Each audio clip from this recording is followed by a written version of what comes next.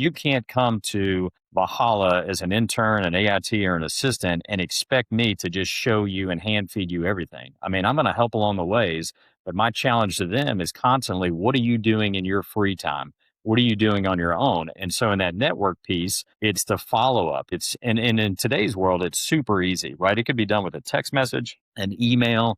I mean, any of those things, just those touch points that matter. And, we get so ingrained in turf management. And while that's a big thing, it's just, well, how do you do the other things? How do you communicate with people? How do you, interact and do stuff like that?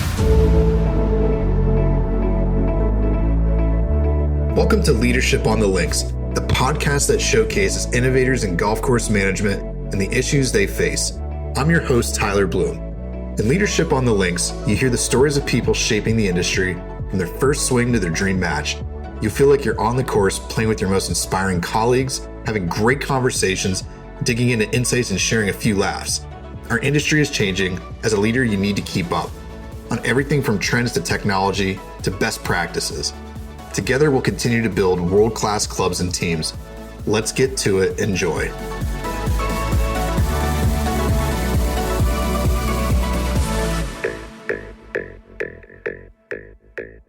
I'm excited to be joined by John Ballard here today. And John and I have had a good relationship for a number of years, kind of founded from a mutual friend named Courtney Trimble, who owns a company called For Hire. And we had some different interactions throughout the last few years, and spent some time with your assistants on like a career development talk while you're at Valhalla.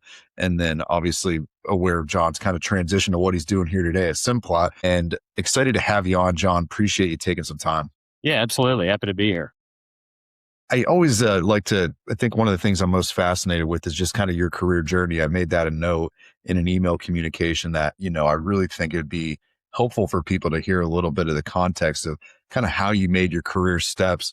And we'll probably zero in on a little bit of it from your transition from University of Louisville to Valhalla, and for good reasons. I mean, I think it's a story that I think a lot of individuals that we engage with are always looking, how do I break through and how do I land that really great elite job? So I'm going to let you kind of tell your story a little bit, and then we'll dig in. Okay. Yeah. So went to the University of Tennessee and had some good opportunities there, just in terms of internships and things like that. You kind of don't know what you know, those types of things. So anyways, I get done with school and really kind of, as I was looking for jobs, hit it off with a superintendent here in Louisville, Kentucky, Steve Barber. He was the superintendent at Audubon Country Club, and just had a good connection with Steve, and just thought, man, this is a good place, a good fit for me. So I come to Audubon, move up to Louisville, and I'm working there as the assistant, and I'm there about a year and a half. And Steve takes another job and actually goes out to Colorado. And so they bring in another guy. They go through the search process, all that kind of stuff. And they bring in another guy, Tom Welch.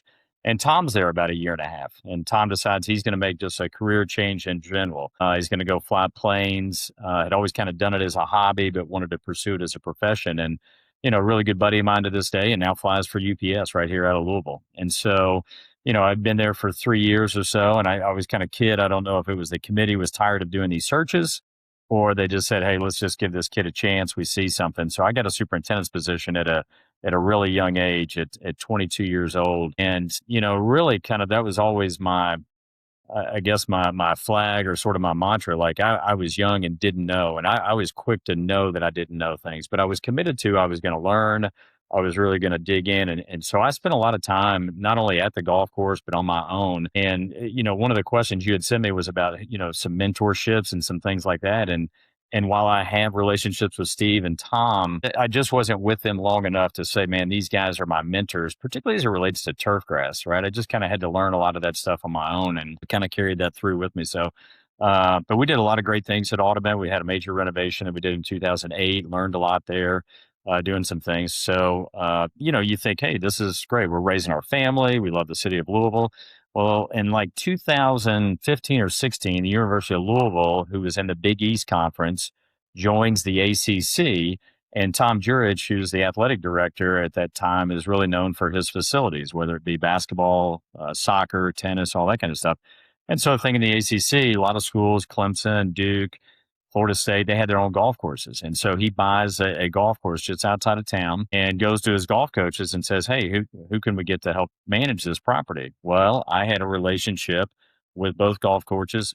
You mentioned Courtney and Mark Crabtree, and they suggested, hey, you should talk to John. And so that's what we did. Tom called me up one day. I went to his office.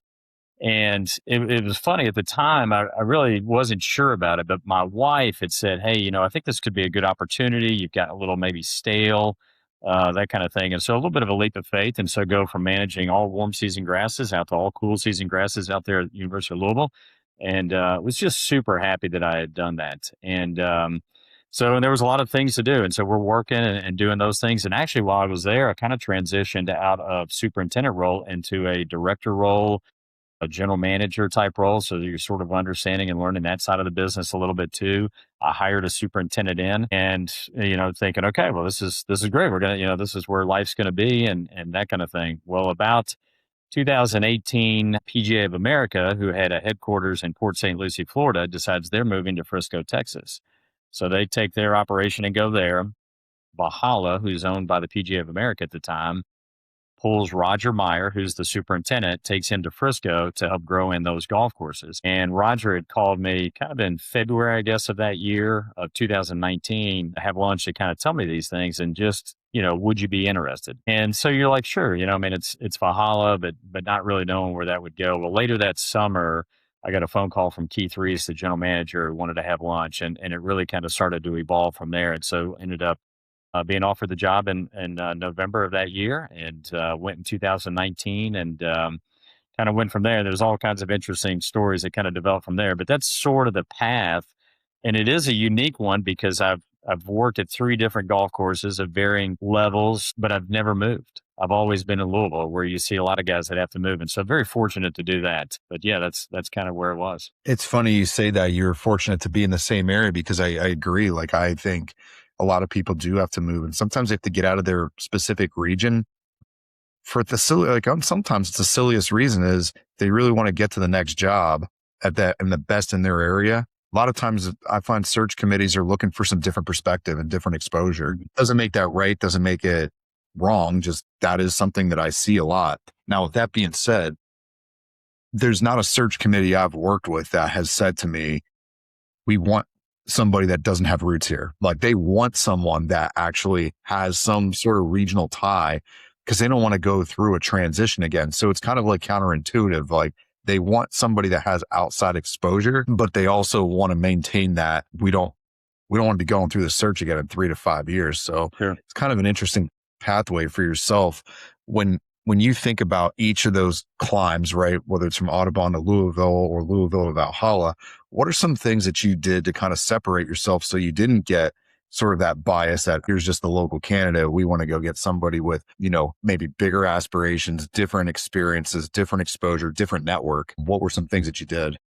I think a lot of it comes down to, I kind of mentioned sort of that, I don't know if you really say it's like a chip on your shoulder, but it's just like, man, I'm young, I've got to prove myself. And I think I've carried that mentality with me throughout my career. Even getting to Valhalla is like, man, I've got to prove myself kind of over and over. So you're doing a lot of stuff on your own. But at the end of the day, and it's something I talk to the guys that I've worked with over the years, or even my children, but I think your network is critical. And so, when it came from the transition from Audubon to Louisville, it was my network that got me in the door to start having those conversations. And when I transitioned from Louisville to Valhalla, it was my network that did that. And I think being in this area for the length of time that I have, and being out there and going to not just association meetings, but, when I would go and play golf at areas or visit with guys, man, I always make sure you go in the golf shop, you say hello to the pro or the general manager, or different things like that. So I think just being engaged and being involved helped me a tremendous amount to get in the door. And then once you get there, then you've got to kind of, I guess, sell yourself and say, here's what I can bring to the table. Well, I love that, because that's what I know of you, is that networking side of it. And I think back to, I think it was 2 GCSA conference and trade shows ago. Maybe it was in either Phoenix or San Diego. You brought your whole team with you to our booth, and you were like one of the first ones. And I'm like, I'm not even working with John in like a formal capacity, but it speaks volumes of like, you try to share that with your assistants and teach them those things. And curious, like, when you think about trying to actually teach somebody how to network, right? Right. What are some steps or some things that people should be thinking about? Well, I think, some of them are just more common sense ones, but it's that level of engagement. So you've got to get them out of their comfort zone to where they can make the connection first. And then a lot of it is the follow up. I challenge guys all the time. What I see from folks that I've worked with, younger guys and whatnot, they're willing to do anything, but you've got to challenge them a lot to say, what are you going to do on your own? And again, just kind of going back to things that I had to do on my own in terms of just learning and things like that. Like, you can't come to Valhalla as an intern, an AIT, or an assistant and expect me to just show you and hand feed you everything. I mean, I'm going to help along the ways, but my challenge to them is constantly, what are you doing in your free time? What are you doing on your own? And so in that network piece, it's the follow up, right? And in today's world, it's super easy, right? It could be done with a text message, an email. I mean, any of those things, just those touch points that matter. And we get so ingrained in turf management, and while that's a big thing, it's just, well, how do you do the other things? How do you communicate with people? How do you, interact and do stuff like that? So I've really tried to hone in with my guys on that over the years. And I think it's served them well, not only in the turf industry, but guys that have actually gone on to other things outside of the industry. They know what that network piece looks like and how to interact with folks. Yeah. I oftentimes will tell people the difference in landing, again, whether it's your next job, whether it's a increase in salary, or if it's just in general, like professional fulfillment, one relationship can make a difference. One relationship can open doors that you never would have had. And so getting in that habit of building those connections. And I love the way you said it, like the simple follow up, even on our side, it's an area of emphasis on following up with people as best as we can. Like, there's only so much time in the day, but it is such a crucial thing just to follow up. And we're not perfect. Let's be crystal clear. We are not perfect in that in any capacity. But when you think of going to a place like Valhalla, again, from kind of where you're at, what were some of the early maybe obstacles, or was there any obstacles that you dealt with going from, more of like a collegiate based club to now a place that's hosted PGA championships, right? Was there any learning curves there, learning gaps, and like anything you would do differently looking back? I think there were a tremendous number of challenges. I mean, if you think about the timeline I just mentioned, 2019 in the fall, well, then we roll around to 2020. You're ready to tackle the world. Oh, I'm at Valhalla. Here we go. We're going to do everything. And then you get to 2020 and COVID hits. And then it's just this whole different dynamic. Getting staffing was a real problem. At the time, they had started some different trials with grass, playing conditions, specifically as it relates to tees and fairways, wasn't sharp. Valhalla had gone through a lot of renovations since '86, but one thing they had never touched was sort of tees and fairways. So you had this old bent grass contaminated with annual bluegrass, poa triv. We had the introduction of ABWs that had come to the area. And so ultimately, you'd get to August in this really difficult transition zone, and conditions just weren't as good. So it was a matter of trying to figure that dynamic out. Ultimately, we made what I think was one of the best decisions that they could have done and transitioned to Zoysia grass. All them through that renovation, which I think was a home run and was on display for the PGA Championship in 2024. Also had an old facility, a shop that we were working out of, that we then ended up upgrading that into a new facility with a new owner. New ownership group comes in. So there was a lot of challenges for sure. But ultimately, I think you just kind of navigate them one at a time and sort of go through them. In terms of doing things different, I don't know. I was super patient with putting together my team. I just knew that was going to matter more than anything. And so even if we had to do it with literally 11 guys at, a top 100 facility, that's what we were going to do, because it was more important about getting the right people in there. And then once we did that, and you saw those guys, I mean, Phil and Peyton and Justin, and I mean, all the AITs and the interns that rolled through. I mean, those are high level quality guys in terms of people. Then we could start executing at a pretty high level. Yeah. So that's an interesting discussion. I had somebody recently talk to me about how long does it take?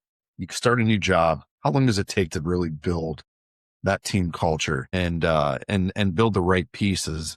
And now kind of being on this side of it and what I've seen sort of in that transition, the best case scenario, 2 years, that's rare. Right. But I think it probably takes 3 to 5 years. It's sort of like, I think of college football recruiting cycle. Like, you come into a program, it's going to take 3 to 4 years to get the key core pieces. And that's just getting like a foundation. that's not even like actually like moving the needle organizationally. So there's continuity, through it. So what's your take on that? I think, yeah, probably every situation's a little bit different. In ours, the cupboard was pretty bare, and Roger would tell me to this day, he's like, I'm doing that almost intentionally, because I think when you get somewhere and you inherit a culture, it could take a while to do that kind of thing. So, but I do agree. Once you get them in, they come with their own backgrounds and things like that, so they've worked at other places. I mean, take Phil, for example. Phil had been at a lot of high level golf courses and he was at TPC Sawgrass for 3 or 4 years before he came to Valhalla.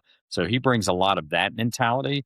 Well, that structure was very different than how we were going to operate. Neither one of them is right or wrong. So it does take a little bit of time to kind of get that and say, hey, here's how the landscape of how we're going to do it is what I want it to look like. So it does take some time, but I mean, I would just encourage folks, you've got to be patient with that because if that is mass critical. Not one person can manage your property. You've got to have a team and they've got to be aligned. And then once you do that, then you can start really moving the needle. We were talking off air prior to this a little bit about the importance of engaging those assistants today into the operation, into the leadership side, into the budgeting, because it feels that for whatever reason, there's a change that comes at some point, whether that's an internal opportunity or that's also externally somewhere else. And, my feedback to you was, man, I'm really surprised that the superintendents aren't engaging their assistants more into the overall operations and maybe even a little bit front facing, whether that's attending green committee meetings, whether that's introducing them to members out in the golf course, working with the different department heads.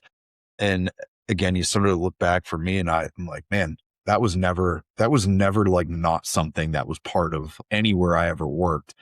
And I'm shocked that exists today, given such an emphasis on mentorship within our association and sort of that background. So what's your take on that? And how did you try to incorporate your team? I think that your team is the most important thing. I mean, I've said it before, one person can't manage a golf course. And so giving those guys all the credit and the accolades is key. And I felt like I was a better superintendent in a collaboration mode instead of just, I'm going to make the decision and do this. Now, ultimately, I would have the final say in what we were going to do.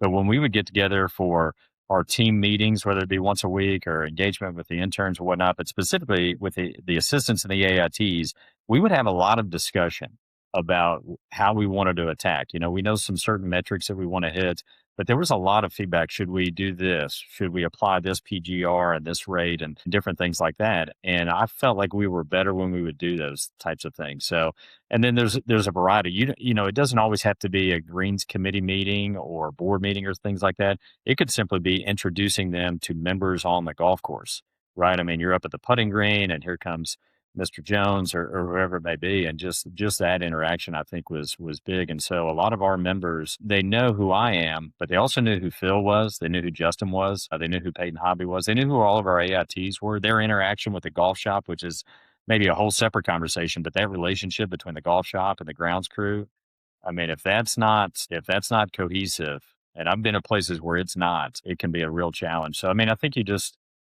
to me, it was just always like, yeah, give these guys credit and accolades because they're doing a lot of the work, make sure people know who they are. Moving into a very different segment of this, because I think that this is a real fresh perspective that I think you're going to be able to help a lot of people. And I'll tell you kind of where I'm going with this is I get these calls pretty much every week and people that are at this sort of career crossroads. And they don't know what to do. They don't know where to go. They don't know what opportunities exist. They don't know how to market themselves. And so they're just looking for some direction, right? And they probably have never had somebody really kind of coach them or give them perspectives of the job market. And so obviously you call me on like a Monday or Tuesday that, hey, just wanted to let you know, got something cooking here that I'm resigning from Valhalla. I was stunned. That's not the call I was expecting. Right. And so I think obviously it's a variety of different conversations thereafter, but you end up landing it at Simplot and an incredible opportunity. I think is exactly like perfect fit for what you were looking for as a next career step. But why don't you walk us through what that timeline was like for you, what it's like being back in the job search hunt because I find most people aren't expecting when that's going to happen. It just happens. And they're kind of just not sure what to do, what steps to take, who to call, how to stay focused on what they need to do to go land that next job. Walk us through that experience for you. Yeah, so that was pretty nerve-wracking. I mean, again, you go back to particularly the length of time. When you do something for so long, it becomes your identity. I know that I get up and I go to work and this is what I do. And when you know that's going to come to an end, and then you've got to figure out what's next, you lean on that network, the things that you've done over the last 25 plus years, and the folks that you've talked to, and stuff like that. And so that was one of the reasons for the phone call to you. What I have found the most interesting with the transition is, as a superintendent, again, I just can't say it enough. That's what you know. What I'm learning, there are so many avenues in the turf profession that people aren't even aware of, myself included. And so it was really eye-opening to see a lot of that stuff and be like, man, I can still be involved in turf, something I'm really passionate about, but come at it from a different angle that then sort of achieve some of the goals that I want to do in my life, my personal life, and some things like that. So that's been eye-opening. And if you think about it, it's almost the same as taking care of golf courses, right? We all get to a certain place, but guys do it different. I put out this and you put out something different, kind of thing. So I think that's been good as it relates to maybe what guys can do. I just can't emphasize that network enough, right? And you just never know when a change may happen, that kind of thing.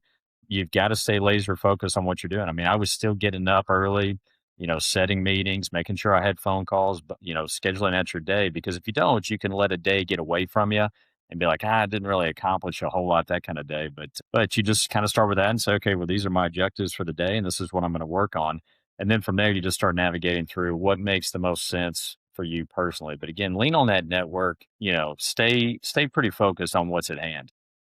My dad always told me too. He didn't even kind of get back to, I think of mentors. I mean, I think of my father, but he said when you don't have a job, if you're not working, you actually do have a job, and your job is to find a job.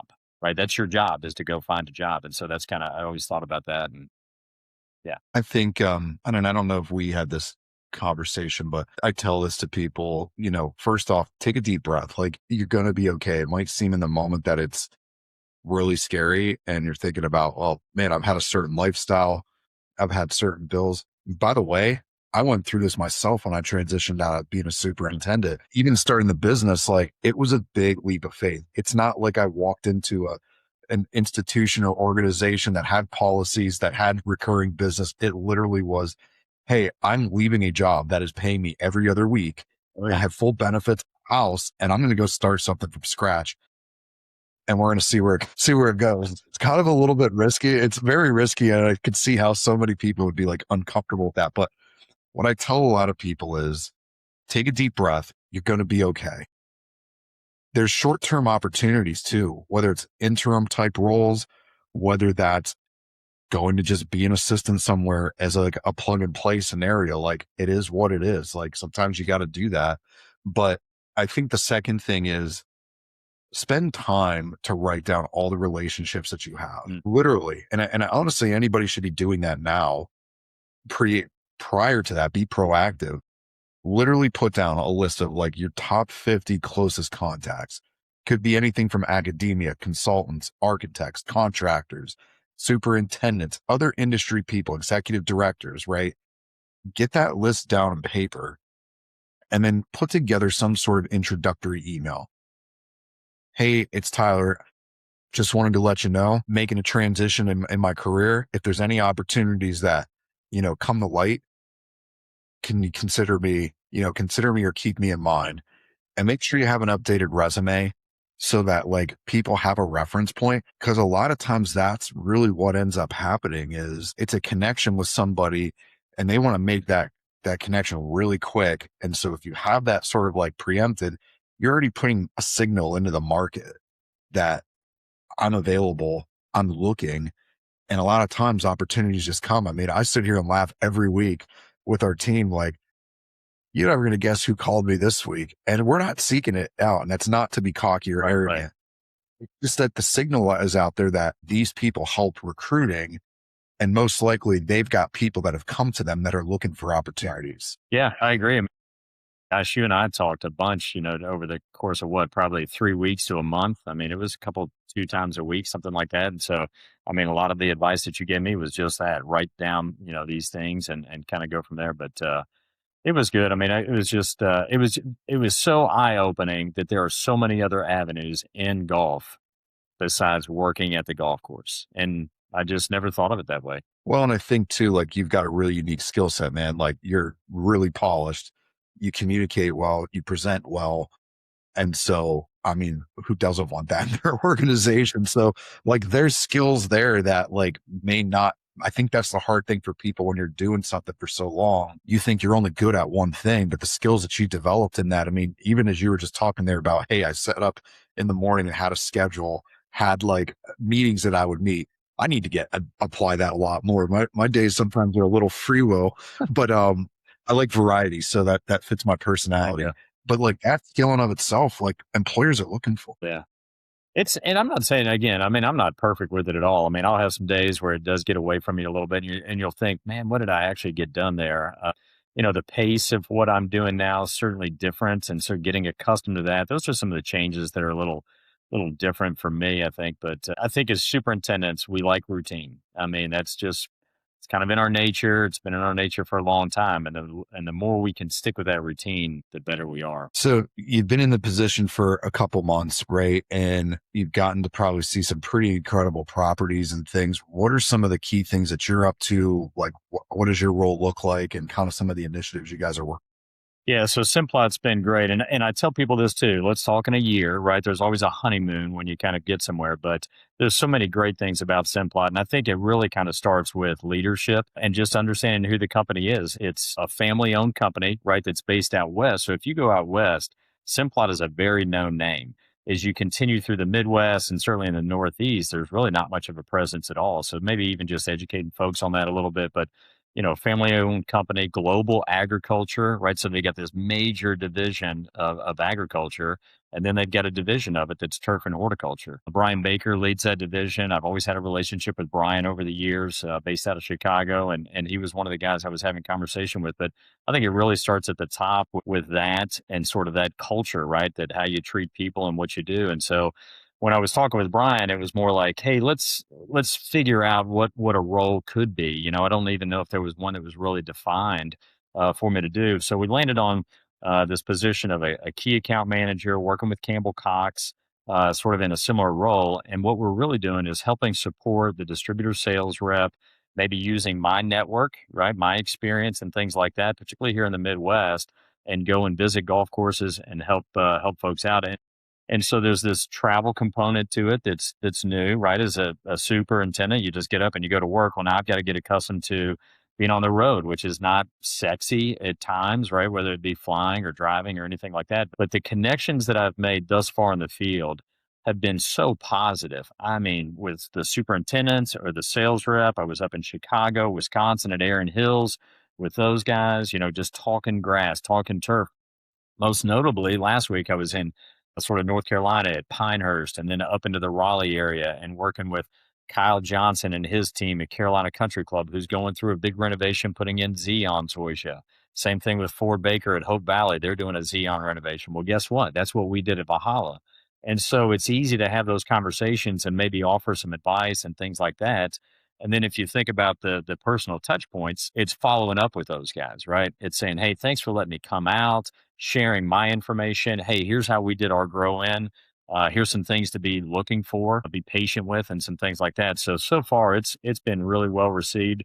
There's a bit of an educational component to it as well. We were down in Atlanta for a couple of days doing some things with guys, but so far it's been good. You're getting to be on golf courses. You're getting to interact with superintendents and their staff and just talk turf for a little bit. And if there's something that I can do to help them out, man, that's a big win for me in the course of a day. What's been the most surprising thing that you've seen kind of as you've been out? And again, not that we're looking for you to talk negatively, but like, what are some surprises that you've seen in good, bad, and different?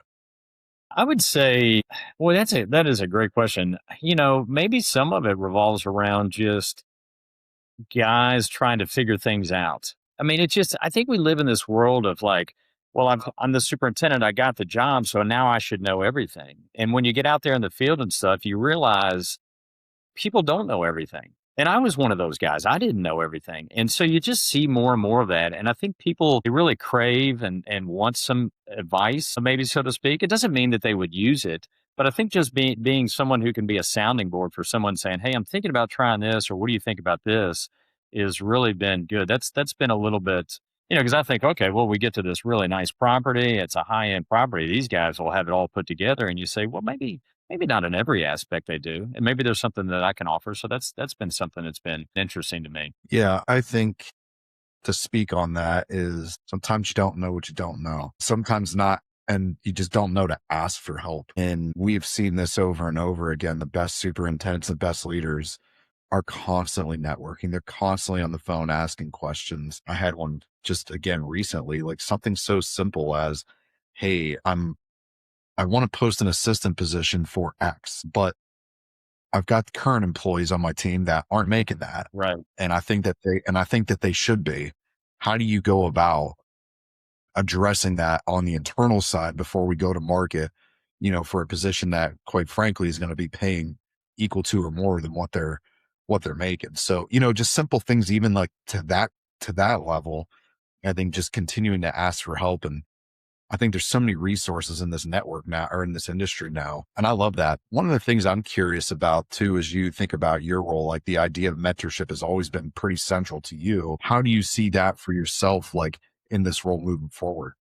I think it probably the most direct thing would be working with the distributor sales reps and then coming from that end user perspective, right? I bring 27 years of kind of the guy that was sitting on the other side of the desk that had the EOPs in front of them and things like that. And so maybe being able to mentor that in a little bit and give them some thoughts to think about, right? This is not the John Ballard show of saying, "Hey, here's how you got to do some things," but just having conversations that revolve around approach and the mentality of superintendents and some things like that. I think that's been helpful. But you get around these guys, and what's been so cool for me is to see the interaction that the customer, the superintendents, the assistants have with their distributor sales reps when they have that relationship. Man, it's so cool to see. Like they trust these guys. They are asking them for advice and what should I put down here and things like that. And it's really really cool to see. Awesome. Awesome. What haven't I asked you that you think is important for people to know about you? Anything that we haven't covered that you think is important to talk about? I guess I would just say, man, I mean, at the heart, I mean, I think people identify me as superintendent in Valhalla, and that's all well and good, but that's not really who I am as a person. I mean, that's not John Ballard. I'm a family guy. I've always been very devoted to Christy, our boys, and sort of what we're doing. This new opportunity has given me a chance to just maybe look internally a little bit. I mean, I'm able to have devotional time for myself in the morning, so both mentally, physically, I feel like I'm getting into a better headspace with a lot of different things. But, I get labeled as sort of this guy, and I see that because I haven't moved out of Louisville yet. And people are like, "Oh, you're not working at Valhalla, you're not doing that." But my identity, I really don't want it to be wrapped up in being a superintendent, but more about who I am and sort of how I've treat others and just the guys that have been around me and stuff like that. That's where I would like to be thought of. That's a really interesting perspective. And I appreciate that because I have found myself in these conversations with individuals who really do, for whatever reason, their work defines who they are. And that's not the case. Right. And it's hard to, I remember that transition for myself coming out of being a superintendent, being in that kind of role for quite some time, that like, that's kind of what I gravitated to, for one reason or another. And that's not good or bad. It's just the way it was. And it took a while. Like I remember kind of initially being like, wow, people look at me very differently Oh yeah, than it was. And thinking to myself, I don't understand that. Like I am still like just Tyler. Like I'm not anything more than that. Anything, I don't identify with something based off of a professional status or whatever. But I find that that's a really hard thing. And to the point where, and I'm curious your thoughts, I think it actually hurts a lot of people in their current job because that's what they identify with. And they can't take that sort of hat off or that bias that's created. sure. And listen, it's not like I'm perfect or didn't enjoy being superintendent at any of these places, right? And leading the University of Louisville or Valhalla. I mean, I definitely ate that up, but you begin to realize it's a little bit different. And you're 100% correct. I mean, particularly in the Louisville market, like I will run into folks and you're not at Valhalla anymore. And it's like this letdown as though somehow I'm not as an important Yeah. person kind of thing too. And, I mean, I've had people apologize to me. I'm so sorry to hear that kind of thing. But at the end of the day, I feel confident in sort of who I am and what I'm doing. And again, this opportunity with Simplot has been so good so far and eye opening. And it's like, man, I know I can help. I can make a difference here and do some positive things with them. So, but yeah, it's not easy. I'm laughing as you were saying that because that's what my parents said to me. They were like, we feel like you're letting us down. You're not pursuing being a superintendent anymore. Yeah. And I'm like, well, you're saying that because I'm like, heck, my own parents told me that. And I shout out to them. It was all, they were just concerned, right? Right. Because everything, things of that nature. But that's too funny. Well, John, where can people find you if they want to connect with you? So you can, I guess you could find me. GCSAA's got all my contact information, john.ballard@simplot.com. And I'm on Twitter still, although that's a different conversation. We're kind of a dying breed, but at jballard1. And man, happy to talk and just talk turf anytime. Well, enjoyed having you on here, man, and appreciate the friendship. It's been fun, and I like your text messages. It's like you're like one step or one like region ahead of where I'm gonna be, and be like, so how's this going? Oh, good. So keeping a tracker on me. No, that'd be good. I mean, I appreciate you, Tyler, too. I mean, not just our relationship, how it's gone, and what I do know is it's going to continue. Like, I think that there are going to be opportunities to kind of overlap. We've talked about that a little bit too. So I'm excited to see where this goes in the next 10 years. Yeah, absolutely. Thanks for tuning in to this episode of Leadership on the Links. For more leadership insights and industry expertise, connect with us at bloomgolfpartners.com or follow us on social media sites LinkedIn and Instagram. If you enjoyed this episode of Leadership on the Links, we'd be thrilled if you'd leave a review or share it with someone who you know would get some value. Don't forget to subscribe on Apple Podcasts or Spotify to stay updated. Thanks for joining us today.